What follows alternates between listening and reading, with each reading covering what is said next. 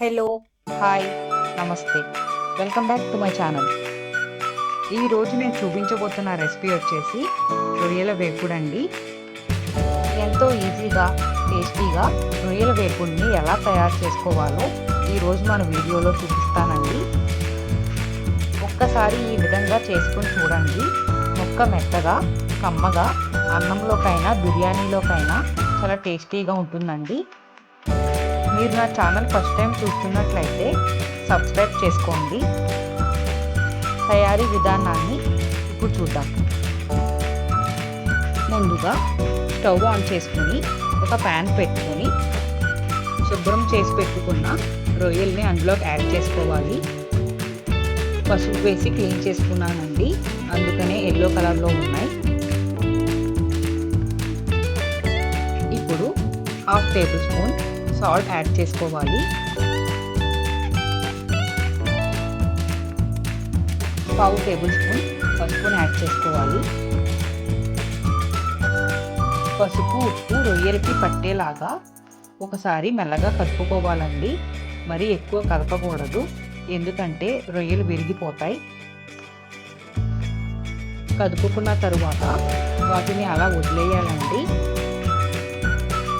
రొయ్యలు పచ్చిగా లేకుండా అయ్యేంత వరకు ఉడకపెట్టుకోవాలండి.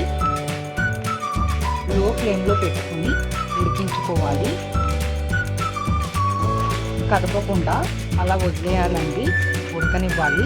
వాటర్ వాటంతటా అవే వస్తాయండి, మనం యాడ్ చేయవలసిన అవసరం లేదు. పచ్చిగా లేకుండా ఉడికిపోయాయి కదండి. ఇప్పుడు ఎక్సెస్గా ఉన్న వాటర్ని తీసేసుకోవాలి. ఎక్స్ట్రాగా ఉన్న వాటర్ అంతా తీసేసానండి. చూస్తున్నాం కదా, రొయ్యల కింద ఇంకా కొంచెం వాటర్ ఉంది. ఆ వాటర్ కూడా పూర్తిగా ఎగిరిపోయేంత వరకు మగ్గించుకోవాలి.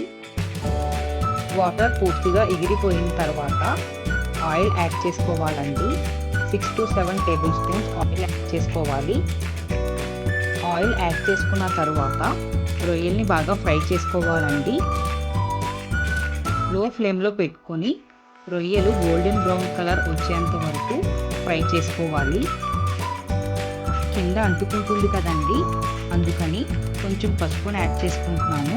పసుపుని యాడ్ చేసుకోవడం వల్ల కింద అంటుకోకుండా ఉంటుంది. రొయ్యలని గోల్డెన్ బ్రౌన్ కలర్ వచ్చేంత వరకు ఫ్రై చేసుకోండి.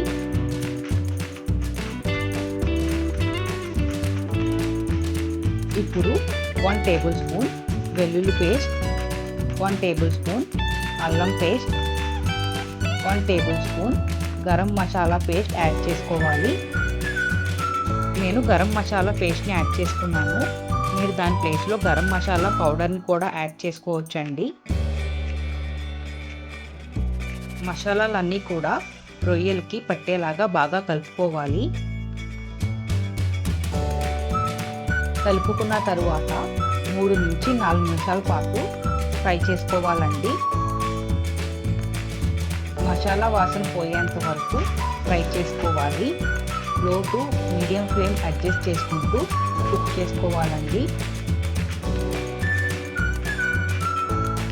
ఇప్పుడు చికెన్ మసాలా పౌడర్ని యాడ్ చేసుకోవాలి. నేను ఆచీ బ్రాండ్ తీసుకున్నానండి. 1/2 టేబుల్ స్పూన్ చికెన్ మసాలా పౌడర్ని యాడ్ చేసుకున్నాను. ఒకసారి అంతా మళ్ళీ బాగా కలుపుకోవాలి.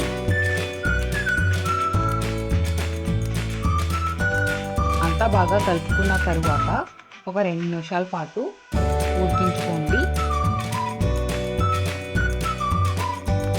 ఇప్పుడు 1 టేబుల్ స్పూన్ కారం యాడ్ చేసుకోవాలి. మీరు మీ స్పైసీకి తగ్గట్టు యాడ్ చేసుకోవచ్చండి. మీరు ఎక్కువ స్పైస్ తినేటట్లయితే 1 to 1.5 టేబుల్ స్పూన్ యాడ్ చేసుకోవచ్చు. లేదు తక్కువ స్పైస్ తినేటట్లయితే 1/2 టేబుల్ స్పూన్ యాడ్ చేసుకోండి.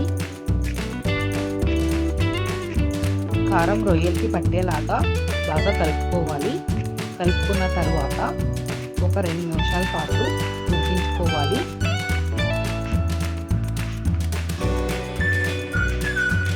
ఇప్పుడు లాస్ట్ అండ్ ఫైనల్గా కరివేపాకుని యాడ్ చేసుకోవాలండి.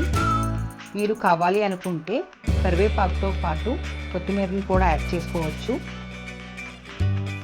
ఒకసారి అంతా మళ్ళీ బాగా కలుపుకొని ఇంకొక 2 నిమిషాల పాటు ఉడికించుకోండి. ఇప్పుడు స్టవ్ ఆఫ్ చేసేసుకోండి.